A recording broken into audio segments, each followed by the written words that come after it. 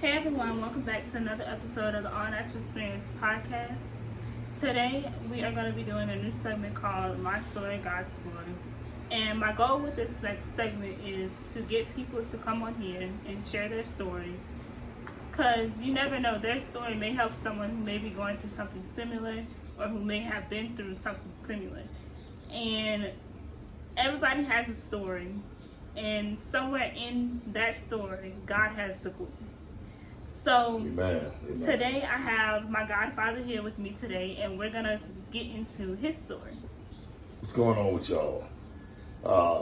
My name is Carl Lewis. I'm George's godfather, and I have a story for you guys that is so profound, you know. So I would like for you all of you out there, hey man, y'all tune in, y'all tap in, hey man, and y'all listen to the broadcast. You know, I ask that y'all like and share, because this is beneficial to your mind, spirit, and soul. Okay, Pop. So let's get into your story. Tell me about your upbringing. Not to tarry on too much and go back 50 years ago, but hey man, I remember raised up in a very blessed home, you know. Christian family, you know, raised up in the church. I had my father and my mother raised me in the household, you know. So we had our parents, we had our father, you know, but even still, you know, you still have a path that you have to take, a path you have to walk. You're going to still go through trials and tribulations as you grow, as you get older, as you learn, as you move and experience things in life. You know, we all have a different path that we're gonna take. You know, and hey, mine is a real crazy one, cause like, man, I come from good stock. I come from a good foundation. You know, I had an aunt that was Holy Ghost filled. She was a evangelist. My grandmother, she was also an elder of the church and stuff like that. So I was raised up in that environment. You know, I got love for God. You know. Straight up, you know, man. But I have my own mind and I have my own understanding, and using my own understanding, it took me down a road that was very dangerous, that was very rough and heartbreaking, not only to myself but to my family as well. You know, a lot of people I've hurt and let down through the choices that I made. You know, I allowed the devil to use me, and I went head first, and he was ready to receive me with open arms, and that's what I allowed him to do.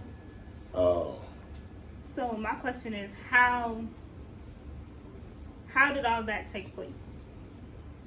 Well, from the beginning, my story is it got complicated, but it's real simple. Like I said, I come from a family that praised God and did the right thing. You're going to go to school. You're going to get up in the morning. You're going to go to school. You're going to make your bed. You're going to make sure your chores are done. You can get home from school, do your homework, you know. You're going to get your ass tore up. You know, excuse my French, but they played no games, you know. We used to get a whooping with anything that was in hand reach, you know, and it was going upside your head. Bottom line, no exceptions. Be in the house before the lights go out. The street lights out, you know what time it is. They ain't got to call you. You know what I'm saying? Anything after 8 o'clock, 7:30, 8 o'clock, you was in trouble, partner. You know, so like I said, man, it's real complicated. But at the same time, looking at it now, man, I could have saved myself a whole lot of stress and heartache and pain to get where I'm at today. You know, and So how? And I started selling drugs, you know, the wrong crowd. Man, other people, man, the devil allow other people to come into your life and destroy it. If you're not steadfast and immovable, if you're not prayed up, if you're not in your word, man, they got people will come into your life and alter your path, send you a whole another way. And that's what happened to me. Following the wrong crowd, stuff like that. ended up going to prison. You know, I got married at a young age, had a set of twin boys. Man, I'm talking about beautiful. Everything was in my favor. You know, hustling, at the same time working a little bit, but mostly hustling. You know, doing the wrong thing. You know, but I'm caught up. I'm young. I'm fast. You know what I'm saying? I'm caught up in them streets. And you know, my wife didn't know what I was doing in the streets. You know what I'm saying? I was doing any and everything under the sun. You know, and it landed me in the penitentiary. And I knew nothing of prison. So how did that change your life? Oh my God. Man, how did prison change your life? Oh my God, man, you have to go. You got a lot of people go to prison one way and come out another way. Right.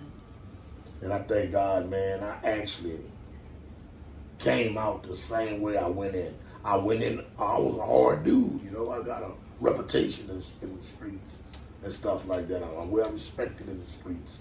I'm a real good fighter. I know how to hold my own, you know.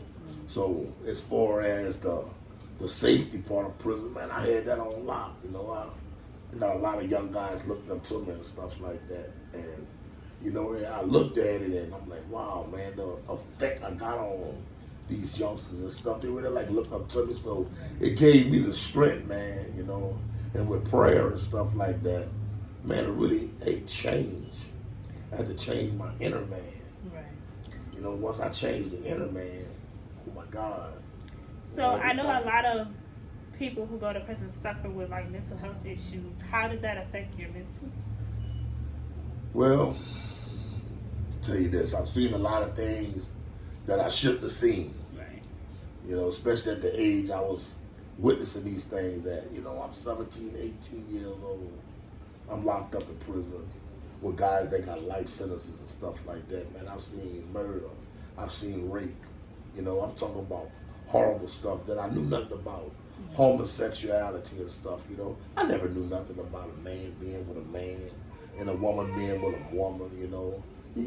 I wasn't raised like that to know those things. Right. So to learn that with no experience and seeing that, it was mind shocking to me and messed me up mentally to see a man with another man, you know what I'm saying? So it really messed me up totally.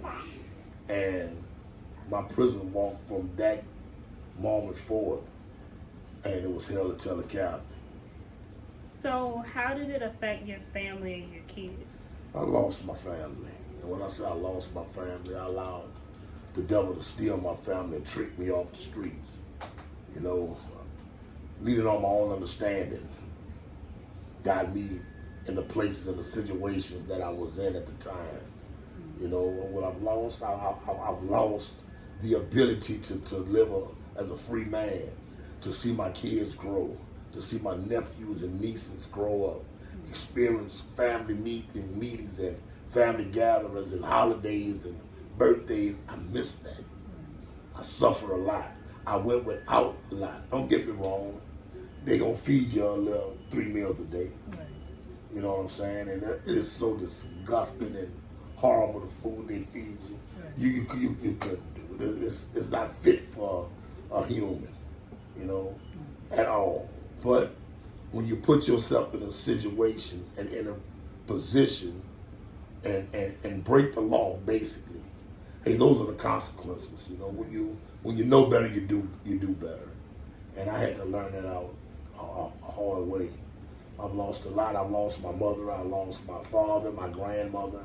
I couldn't attend their funerals because of the rules and regulations about the prison system. You know, I was a problem inmate.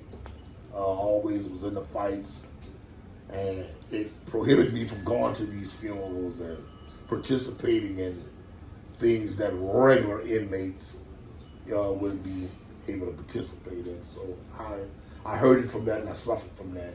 Right. And at the same time, I took my sorrows, and hey, you can only go down so far until it's time to come up. Right. You know, and it's been very hard, and I've witnessed a lot of young guys, man, the young generation, how how they'll take a life with no remorse. They don't fear death.